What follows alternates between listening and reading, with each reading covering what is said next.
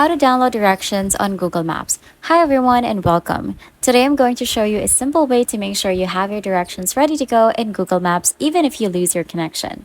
First, we need to pick a destination. Simply navigate to your final point in the map and then drop a pin. So for example, I'm going to drop a map right here or a pin right here. And then once that's marked, you're going to tap on this menu at the bottom.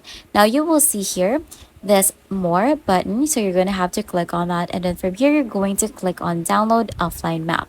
Now it is important to clarify one thing: you aren't just downloading a single line for your route. Google Maps actually downloads the entire area surrounding your path and destination. So what you're going to do is you're going to go ahead and tap download to start the process right here at the bottom right corner. Now, depending on the size of the area that you've selected, like the section of this map I'm using, it might take a moment or two to finish. Just hang tight while the process bar completes. Once it's done, you're all set to navigate the area completely offline. And that's it. I hope this helps you stay on track during your next trip. Thanks for watching, and if this video helped you, please don't forget to like the video and subscribe to the channel for more videos like this. See you in the next one.